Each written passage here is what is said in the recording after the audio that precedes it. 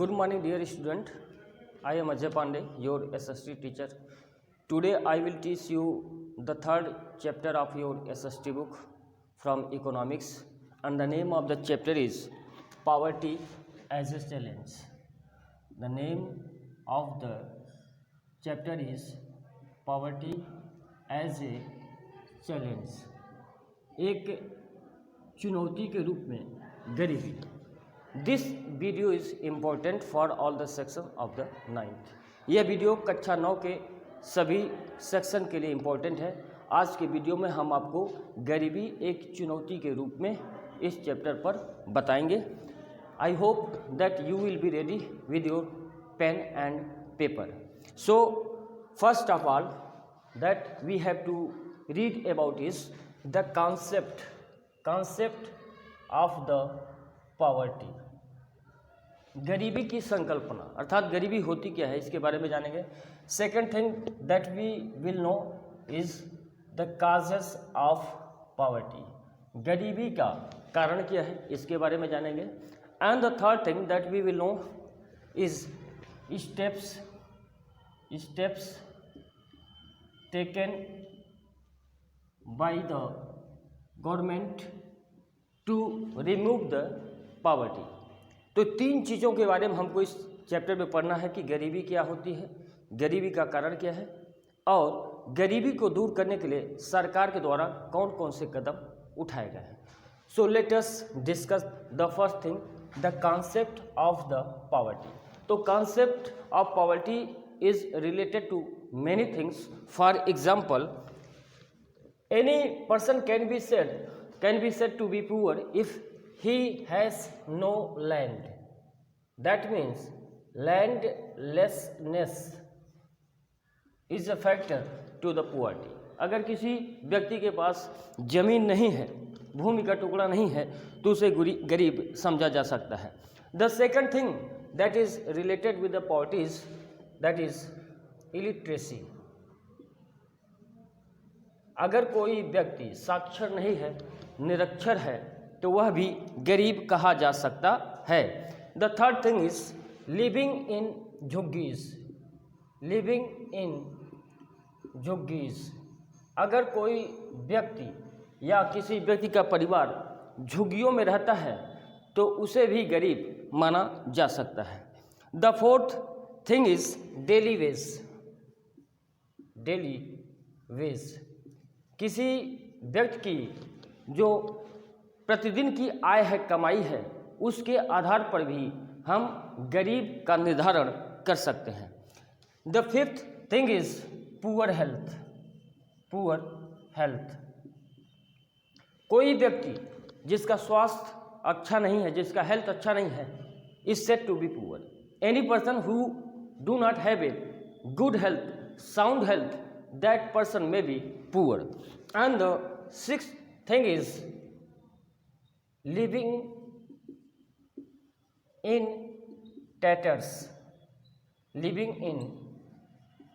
tatters. टूटे फूटे हाल में रहना, that is also related with the poverty. And the next point related with poverty is beggars. यदि किसी व्यक्ति को भीख मांगने के लिए बाध्य होना पड़ा है, मजबूर है, तो वह व्यक्ति भी गरीब की श्रेणी में आ सकता है. And the last point is helplessness.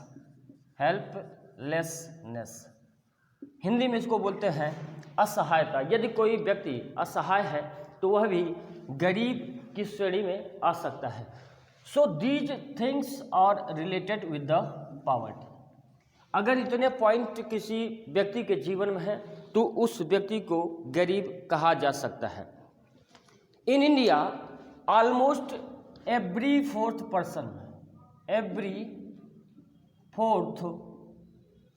Indian is poor.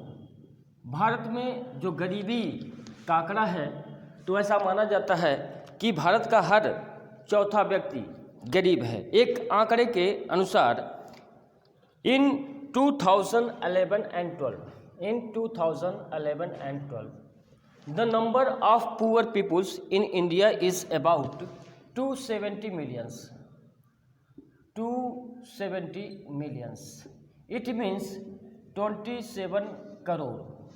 Bharat में जो कुल जनसंख्या है उसमें 27 करोड़ लोग गरीब की श्रेणी में आते हैं। ये इंडिया की सिचुएशन है। And India has the largest single concentration of poors in the world.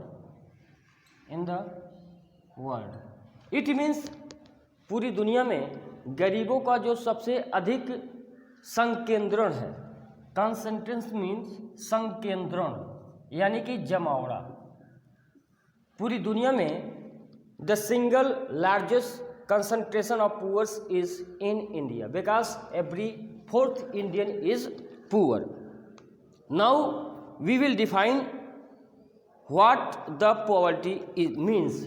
Poverty का मतलब क्या होता है? Meaning of the poverty. Meaning of the poverty. यहाँ पर जिन चीज़ों की मैंने चर्चा की थी, these are the facts that are related with the poverty. Now here I will define what the poverty is. So poverty is hunger. यदि कोई व्यक्ति भूखा है तो गरीब है। and lack of shelter. अगर रहने के लिए उसके पास कोई सहारा नहीं है, मकान नहीं है, that person can be said to be poor. A situation where parents are not able to send their children to school. If parents are not able to send their children to school, that family is said to be poor. And the next thing is not able to get proper treatment. यदि किसी व्यक्ति को उचित इलाज की सुविधा उपलब्ध नहीं है तो वह व्यक्ति भी गरीब समझा जाएगा। One more thing also can be added into the meaning of the poverty, and that thing is lack of regular job. Lack of regular job. यदि किसी व्यक्ति के पास नियमित रूप से जीविका का कोई साधन नहीं है, that person also can be said to be poor. Now these are the simple or general definition of the poverty. Now we will understand what the social scientists say about the poverty. सामाजिक वैज्ञानिक गरीबी को किस रूप में परिभाषित करते हैं, अब हम उसके बारे में जानने का प्रयास करेंगे। Now we will understand what the social scientists say about the poverty. So the social scientists apply a variety of indicators to define poverty.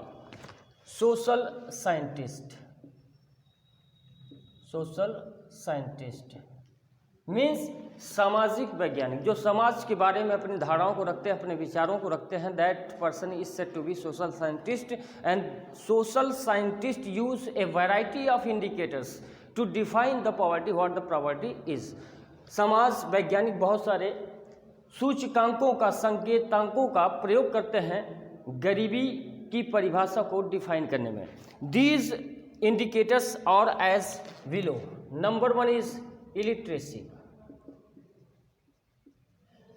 समाज वैज्ञानिक निरक्षरता का आकलन करते हैं। यदि उनको गरीबी की परिभाषा देनी हो तो सबसे पहले वे देखते हैं कि व्यक्ति कितना साक्षर है, कितना पढ़ा लिखा है या कितना निरक्षर है।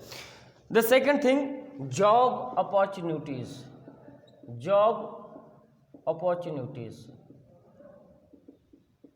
सेकेंड थिंग और second indicators that social scientist use is job opportunities.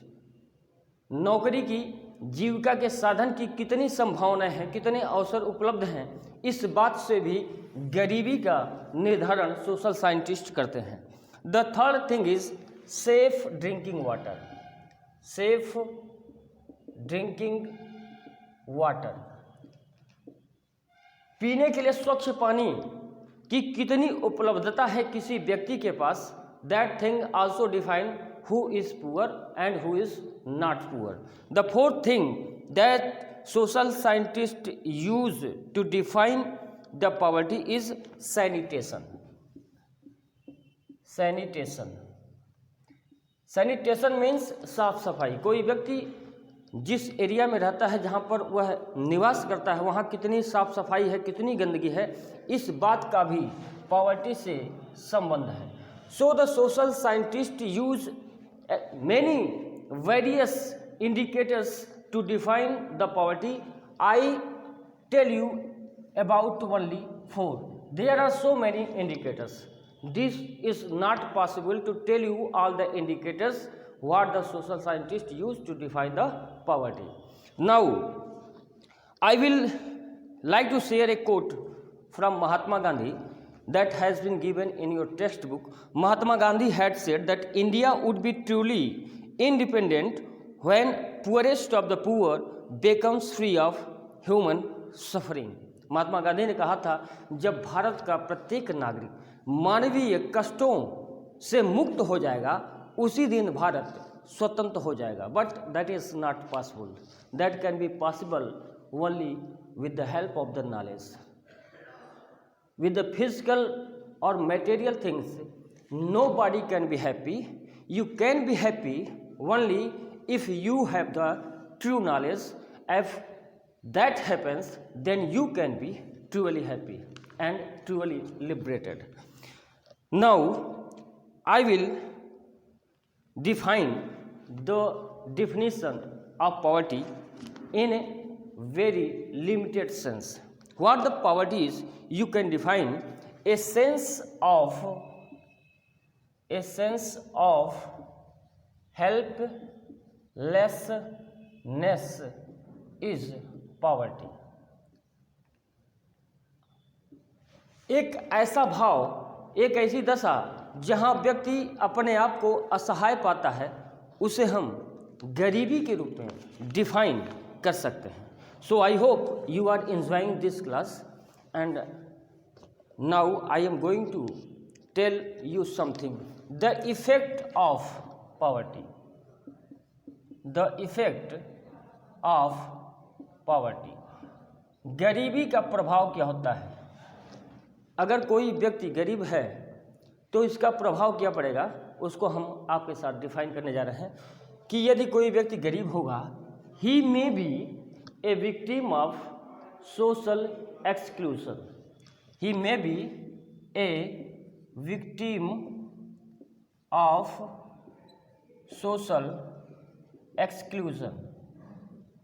A new word you are seeing here, that is social exclusion. Social exclusion means सामाजिक अलगाव।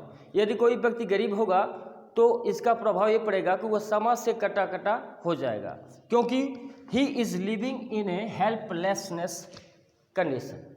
तो social exclusion is cause as well as result of the poverty. Social exclusion means जो व्यक्ति गरीब होगा वह समाज से कटा कटा होगा, क्योंकि वह शक्तिशाली नहीं होगा कि वह बाकी लोगों के साथ उनकी हैसियत, उनकी पोजीशन के सामने खड़ा हो जाए। तो पॉवर्टी का जो सबसे बड़ा प्रभाव होता है वह होता है सोशल एक्सक्लूजन। और जो व्यक्ति सोशल एक्सक्लूजन का शिकार होगा, he may be denied to all the rights that other citizens are availing. अगर कोई व्यक्ति सामाजिक अलगाव का शिकार है तो उसे बाकी व्यक्तियों की तरह बाकी सुविधाएं नहीं मिल पाएंगी, वह वंचित रह जाएगा, वह अपने अधिकारों का उपयोग नहीं कर सकता। The second thing that I will discuss with you, that is vulnerability. Vulnerability. This is a new word that has been properly defined in your textbook, but in short I will make it easier for you to understand. ये शब्द आपकी text book में दिया गया है। चूँकि थोड़ा tough word है तो इसको आसान शब्दों में परिभाषित करने के लिए मैं यहाँ संक्षेप में इस पे चर्चा करूँगा। Vulnerability is nothing than the state of helplessness. अभी अभी हमने आपको बताया कि हेल्पलेसनेस की कंडीशन को ही गरीबी कहते हैं, तो vulnerability भी उसी को कहते हैं, हेल्पलेसनेस की कंडीशन। अगर कोई व्यक्ति स्वच्छ पानी से वंचित है, अगर कोई व्यक्ति शिक्षा पाने से वंचित है, यदि कोई व्यक्ति हेल्थ केयर यानी स्वास्थ्य सुविधाओं से वंचित है, यदि कोई व्यक्ति जीवन की उन सभी परिस्थितियों से वंचित है जो जीने के लिए जरूरी हैं, that state is said to be vulnerability, अर्थात असहायता की दशा। Now the next thing that I will define with you that has been given in your textbook, that is poverty line. Poverty line, गरीबी रेखा कहते हैं इसको, हिंदी में गरीबी रेखा कहते हैं। What the poverty line is, I will define it to you, but before that I have to erase the blackboard, so wait for a second. So I was talking about poverty line. What the poverty line is, it may be decided by income and consumption level. Poverty line is determined by income and consumption level. Poverty line को कैसे define किया जाता है, कैसे निर्धारित किया जाता है, उसका सबसे बड़ा आधार है इनकम एंड कंजम्पशन। कोई व्यक्ति की आय कितनी है और उसकी खपत कितनी है। इनकम मीन्स आय और कंजम्पशन मीन्स खपत। किसी परिवार की रिक्वायरमेंट कितनी है और उसे मिल कितना रहा है, इसी बात से डिफाइन किया जाता है पॉवर्टी लाइन को। And a minimum level is necessary to fulfil the basic need. आपको पता होगा कि किसी भी परिवार की, किसी भी व्यक्ति की जो मिनिमम न्यूनतम आवश्यकताएं हैं, ज़रूरतें हैं, उसको पूरा किया जाना आवश्यक होता है। It may vary with the time and place, यद्यपि समय और स्थान के आधार पर यह अलग अलग होता है। जैसे किसी गांव में एक परिवार की जो मिनिमम रिक्वायरमेंट होगी, एक शहर में वह बढ़ सकती है।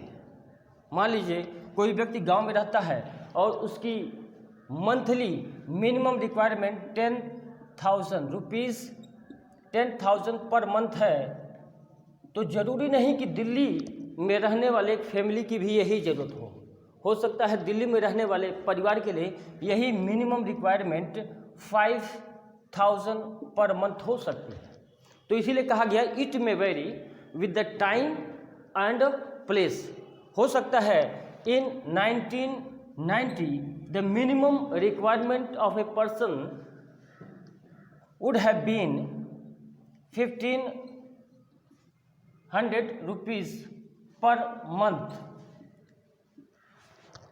इमेजिन करिए कि ईयर है 1990 का, तो हो सकता है उस समय किसी व्यक्ति की या किसी परिवार की जो मिनिमम रिक्वायरमेंट रही होगी वह 1,500 रुपये पर मंथ रही होगी। लेकिन वर्तमान परिस्थितियों में हम बात करें 2022 की, तो that amount is not enough to survive for any person और फैमिली। अगर इस समय की बात करें तो ये हो सकता है कि हम 3,000 के लेवल पर ले जाएं, अर्थात वर्तमान परिस्थितियों में किसी व्यक्ति या परिवार के जीने के लिए जो मिनिमम आवश्यकता होगी वह ₹3,000 पर मंथ हो सकती है। So poverty line may vary from time to time and place to place. Now the next thing that I will share with you, that is food requirement. Food requirement is also included in defining the poverty line, that is food requirement. Food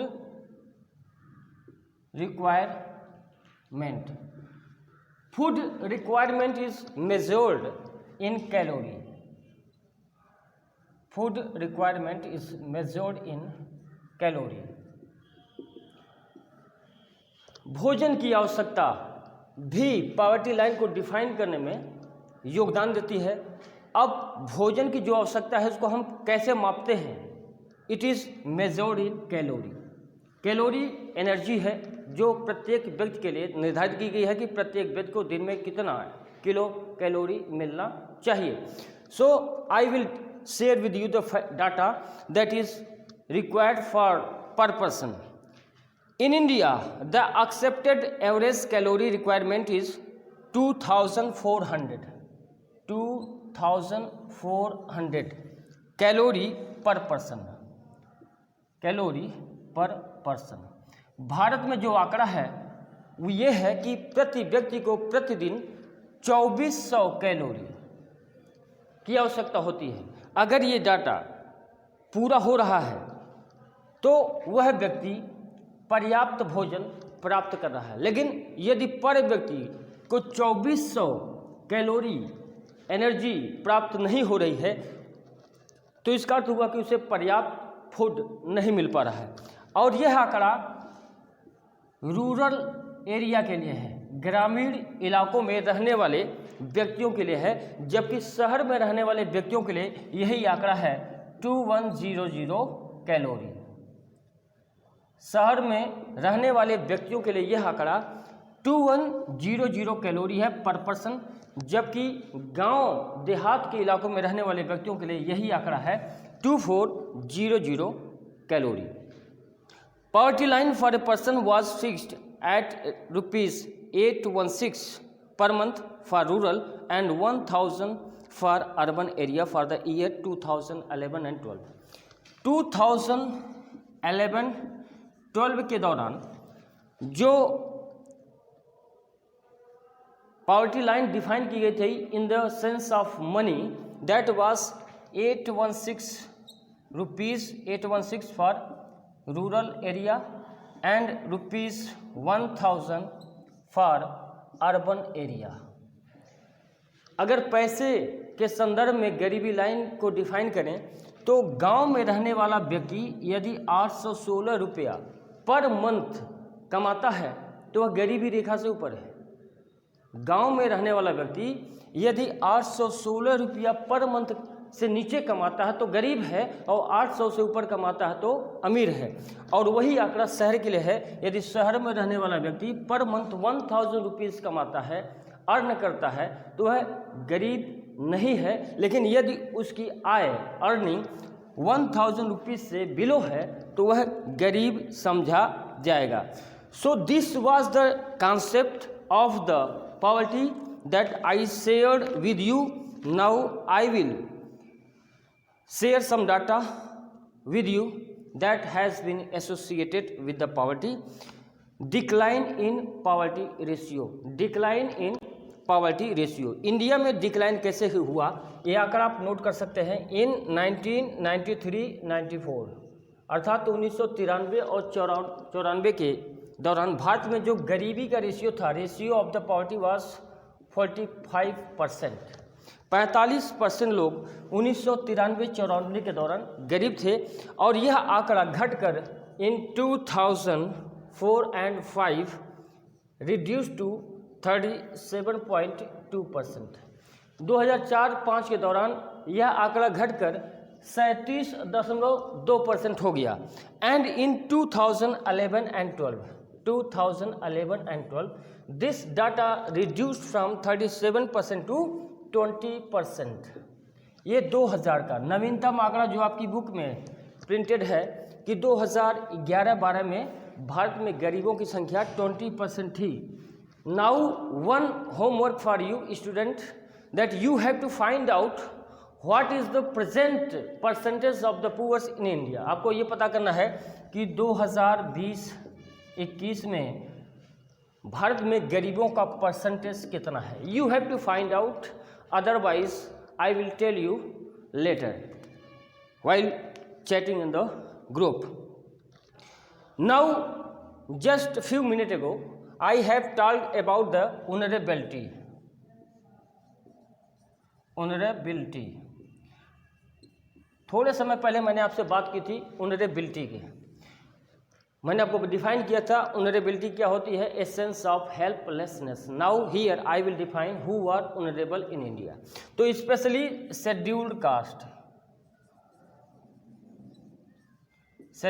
cast and scheduled tribes, these two groups are considered as honorable section of the society।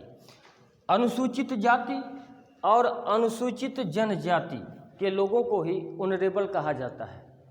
Now the next thing that I will discuss with you that is inter state disparities, but before that I have to erase the blackboard, so please wait for some seconds. So I was talking about inter state disparities. इसका अर्थ हिंदी में होगा कि राज्य से राज्य, UP में जो गरीबों की कंडीशन है, जरूरी नहीं कि वैसी ही कंडीशन बिहार में भी हो, वैसी महाराष्ट्र में हो, केरला में हो, तमिलनाडु में हो। अर्थात इस हेडिंग का मतलब यह हुआ कि जो गरीबी रेखा है और जो गरीबी का निर्धारण है वह एक स्टेट से दूसरे स्टेट में अलग अलग हो सकता है। जैसे अर्बन एरिया और रूरल एरियाज में भी डिफरेंस किया गया, ऐसे ही state to state, country to country, poverty, the concept of poverty vary. There can be seen various major change in the status of the poverty. So inter state disparity means proportion of poor people is not the same in every state. हो सकता है UP, Bihar, Orissa, Tamil Nadu या आंध्र प्रदेश ले लेते हैं, हम 4 state ले लेते हैं, तो ज़रूरी नहीं कि जितना परसेंट यूपी में गरीब हो उतने ही परसेंट बिहार में हो। ज़रूरी नहीं कि जितनी इनकम यूपी में गरीबों की हो उतनी ही बिहार में हो, उड़ीसा में हो, आंध्र प्रदेश में हो। The status of poors vary from state to state, that means inter state disparities. Bihar and Odisha continues to be the poorest state with a poverty ratio of 33.7% and 32.6%। India में 2 स्टेट सबसे ज़्यादा गरीब हैं, पहला है बिहार और दूसरा है Orissa. These 2 states are the poorest state of India। In Bihar the ratio of poverty is 33.7%, while in Odisha the the percentage of poor is 32.6%. This is the percentage of poor in these 2 states. In Odisha, MP, Bihar, Uttar Pradesh, both rural and urban poverty is high। यदि हम urban and rural poverty की बात करें, यानी ग्रामीण गरीबी और शहरी गरीबी दोनों की बात करें, तो इंडिया में कुछ स्टेट हैं जहां पर दोनों गरीबी हाई लेवल की है। And these state are Odisha, Madhya Pradesh, MP, Bihar and Uttar Pradesh, the state we live. तो 4 राज्य ऐसे हैं जहां ग्रामीण गरीबी और शहरी गरीबी दोनों अपने उच्चतम लेवल पर हैं। कुछ स्टेट ने गरीबी को दूर करने में अच्छी पहल की है और उनको सफलता भी मिली है। फॉर एग्जाम्पल वेस्ट बंगाल राज्य ने अपनी गरीबी को बहुत हद तक घटा दिया है और उसने बाई लैंड रिफॉर्म्स भूमि सुधार करके वेस्ट बंगाल ने अपनी गरीबी को काफ़ी हद तक घटा दिया है। The second state is Kerala also reduced it's poverty by using human resources. मानवीय संसाधनों का उपयोग करते हुए केरल ने भी अपने यहाँ गरीबी का स्तर बहुत हद तक कम कर लिया है। And two more state are Arunachal Pradesh, Andhra Pradesh and Tamil Nadu, Andhra Pradesh and Tamil Nadu. These two states also got success in reducing the poverty with the help of effective public distribution of food grains. Effective public distribution of food grains. ये जो दो state हैं आंध्र प्रदेश और तमिलनाडु, इन्होंने अपने यहाँ लोक वितरण की जो वहाँ पर प्रणाली है उसको बेहतर ढंग से लागू करते हुए अपने यहाँ गरीबी को दूर करने में सफलता पाए हैं। यद्यपि अन्न वितरण का प्रोग्राम यूपी, बिहार जैसे राज्यों में भी चलता है, लेकिन यहाँ उस हद तक सफलता नहीं मिल पाई है जिस हद तक सफलता अरुणाचल प्रदेश और माफ़ करिएगा आंध्र प्रदेश और तमिलनाडु को मिली है। Now I will discuss with you the causes of poverty, कि गरीबी के कारण क्या क्या हैं। So here I will write the causes of poverty, causes of poverty. गरीबी के प्रमुख कारण क्या हैं उन पर हम यहाँ डिस्कस कर रहे हैं। So the first reason is low level of income, low level of income. आय जो हमारी होती है वहाँ यहाँ इंडिया में वह बहुत कम है। हम टीचरों को भी बहुत कम आय मिलती है। Minimum level we get from the institution, so we are also poor. So please help us by watching this video so that we can rise above the poverty line. So the first reason is low level of economic income. Second reason is low growth of economy. यदि किसी देश की अर्थव्यवस्था की गति धीमी है तो वहाँ गरीबी हो सकती है। Third point is high growth rate of population.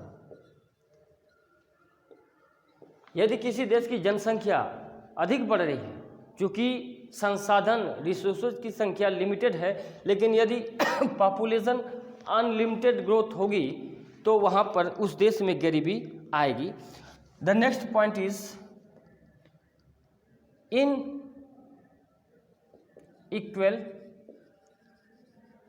Inequal मतलब असमान इनकम। असमान जो आय है, एक ही पैसे के लिए अलग अलग जगहों पर अलग अलग मापदंड हैं, तो यह भी एक कारण होता है गरीबी का। The fifth point is failure of land reforms. भूमि सुधार, पूरे देश में भूमि सुधार की जो योजना थी उसकी असफलता के कारण भी हमारे देश में गरीबी आई। Six point is improper implementation of policies. सरकार की जो नीतियां हैं उनका गलत ढंग से लागू करना या उसको सही ढंग से लागू न कर पाना भी गरीबी का कारण है। And the seventh factor is socio economic factor. सामाजिक आर्थिक कारक भी गरीबी को बढ़ाने में महत्वपूर्ण भूमिका निभाते हैं। Now I am going to share with you the last point of this topic. After that this topic will be completed, and in our next video we will read the next topic, that is food security in India. So I am going to share with you the last point of this topic, this chapter, that is the steps taken by the government to remove the poverty. But before that, I have to erase the blackboard, so you can write these facts if you want by pausing this video. So I am giving you 1 minute to write down these things. Now please write down the anti-poverty measures taken by the government to remove the poverty. Anti-poverty measures is based on 2 planks. The first is promotion of economic growth and targeted anti-poverty programs. So anti-poverty measures are implemented on 2 planks. The first is promotion of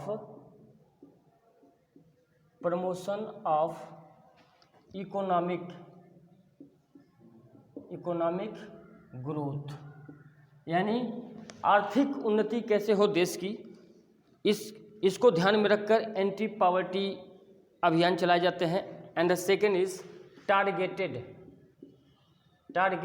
का मतलब होता है लक्षित anti poverty programme.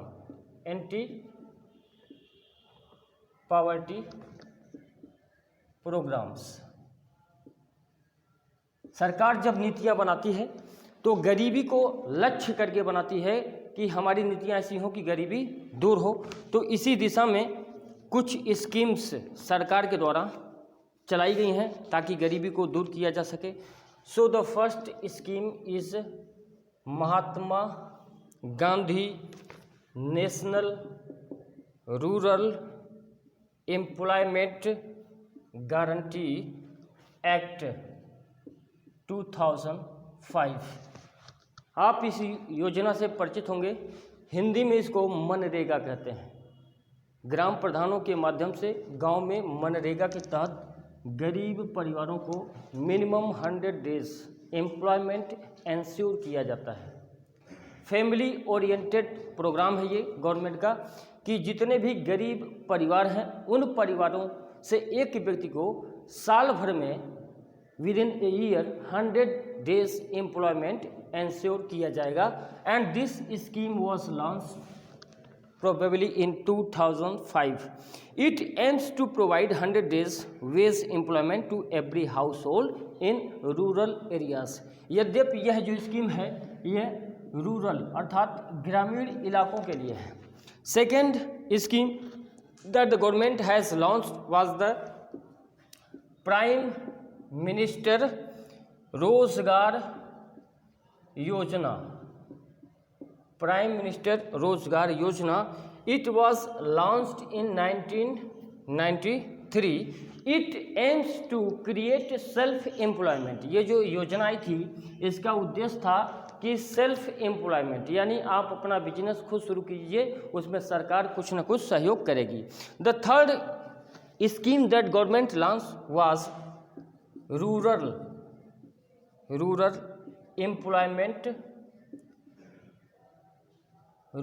Employment guarantee scheme.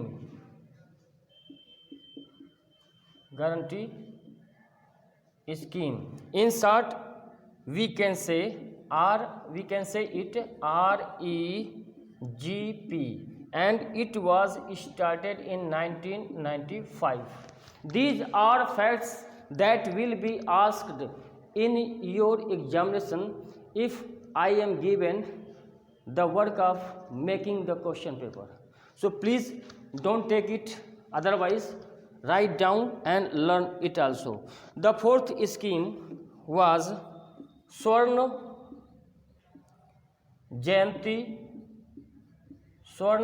जयंती ग्राम स्वरोजगार योजना. The next scheme that was launched to remove the poverty was स्वर्ण जयंती ग्राम स्वरोजगार योजना. In short, we say it SGSY. It was started in 1999. 1999 में इस योजना को लागू किया गया था. And the fifth scheme was प्रधानमंत्री ग्रामोदय योजना. In short, we say it PMGY, and it was launched in 2000. It was launched in 2000, and the last and sixth scheme is Antyodaya अन्न योजना. गांव में जो मुफ्त राशन वितरण होता है वह इसी योजना के अंतर्गत होता है. So we see various steps have been taken by the government of India to remove the poverty from India. So in this way, this chapter from economics of your SST book, the third chapter, that was poverty as a challenge, is completed. In the next video, I will be present with another topic, and I hope that you will have enjoyed the 2 days online class of your SST subject. So it is time to say goodbye. We will meet again in the next online class. Thank you.